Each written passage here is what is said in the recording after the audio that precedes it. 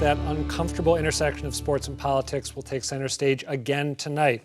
49ers quarterback Colin Kaepernick has said he'll defy custom and again sit when the national anthem's played before his team's final exhibition game. He said he's unhappy with the number of cases of police brutality against people of color. It's something that I've seen, I've felt, wasn't quite sure how to deal with originally. And it is something that's evolved. It's something as I've gained more knowledge about, what's gone on in this country in the past, what's going on currently. These aren't new situations. This isn't new ground. It's things that have gone on in this country for years and years and have never been addressed, and they need to be. As you can imagine, this has drawn strong reaction from police across the country. The San Francisco Police Association sent a letter to the NFL asking for an apology and invited Kaepernick to join them for a training session. That after the QB compared their training to that of a cosmetologist. Police officers live their life right, and to have somebody slam them or to criticize them on their choice or the training that they're going to get, I think was unfair. Kaepernick's also taken some hits for his choice of socks. He was spotted wearing ones that have police officers depicted as pigs at a recent practice. There have been many supporters, however. Director Spike Lee is one of them. I find it so interesting how people want to pick and choose what rights people have. Now, anytime you talk about anti-gun violence, people run around screaming about they don't want their Second Amendment rights to be infringed upon. The same way John, Carlos, and Tommy Smith raised their black glove fist in the '68 Olympics in Mexico, the same way Muhammad Ali refused to fight for injustice, a war that was crazy. Joining me are Gary Washburn, a sports reporter for the Boston Globe, and Dwayne Thomas, an associate professor of sports management at LaSalle College. Thank you both for being here. Are you surprised at the backlash to what Colin Kaepernick is doing? Absolutely not. The national anthem is considered sacred.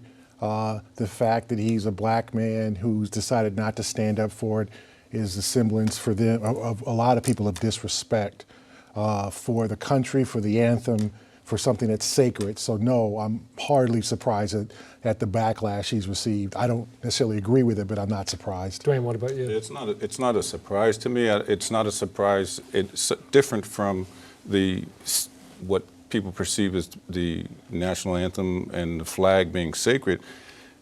I think it's from the side of, here it is, a young African-American standing up for his rights, and it's a surprise from that perspective that we don't have more people saying, you know what, this is a true American, and we should really be supporting what he's saying. Now, some of the other pieces in terms of socks, with policemen depicted as pigs, maybe that's a little bit overboard, but from the basic foundation, this is his fundamental right, and he should be able to, and other people should be applauding that. I want to mention, I was totally unaware of this third verse of the national anthem in which, as I have learned in recent days, apparently Francis Scott Key, who I didn't even know was an ardent anti-abolitionist, had some sort of harsh words for slaves who may have assisted the British in the Revolutionary War. I didn't even know that existed. Were you two aware of that? Is that something you knew about? Not really, but I just think it's interesting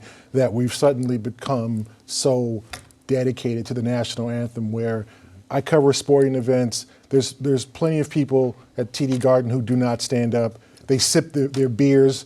They scream "Go Celtics" during the singing of the anthem, but yet now a young man has decided not to stand up for a protest for a particular reason, and now we're blaming him and saying he's blasting America. I just got back from the Olympics. There were people who did not stand up for particular anthems. If their country was playing and the other anthem from the other country was playing, they didn't stand up for it. They only stood up for etiquette we just need to review our etiquette with the national anthem before we point protocols. to People call don't understand the protocols that go along with the flag and being respectful of the flag. Folks don't know that, in America if you have more than two people meeting, you didn't need to have a flag in the room. That's news to Folks me. don't know that. Aware of that. So what is the difference, do you think, between someone like Muhammad Ali, who, when he passed away recently, I mean, he was feted, not across the board, I shouldn't say across the board, but in a huge cross-section of the media. He was praised for not only his athletic prowess, but the stances he took on social issues in his day as a civil rights icon, many of which at the time made a lot of white people uncomfortable. What's the difference between the tribute that we saw being paid to him and the negative response that Kaepernick is getting? What accounts for that difference? I believe it's posthumously that here it is. We don't have to deal with Muhammad Ali again. Yeah. Because we didn't want to deal with him at his time and during his time. But once he died, we can capture this piece and kind of try to carry something that wasn't carried in the 50 years after he protested and for the rest of his life. So it's kind of disingenuous to me that's what happened after the fact. Gary, go ahead. Time and evolution. I just think that in 1966, he gave up his heavyweight title. He did not want to go to a war that was considered very unpopular. That was an unpopular statement. That was also 50 years ago. People learned to appreciate his symbolism, his ability to fight, his ability to give up 3.5 years of his career where he did not earn any money, he could not work. He was doing, taken away. I mean, basically his livelihood was completely taken away. I think now people tend to look at Colin Kaepernick as a guy who signed a, $100+ million contract, who is decided randomly to to sit down for the national anthem because he's angry about something.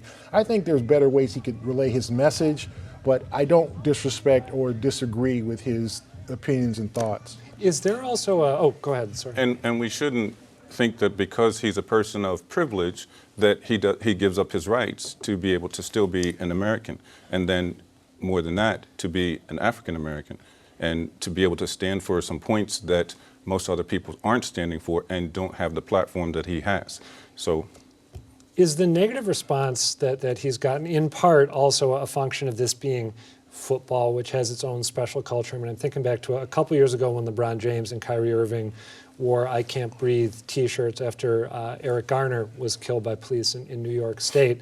And my recollection, I could be wrong, is that he was praised in many quarters. Is there something about football and the mythology surrounding it that is making people angry here? Well, they call the NFL the no fun league, and it's for a reason. It's if you wear your socks too low, you'll be fined by the league. They have a uniform policy.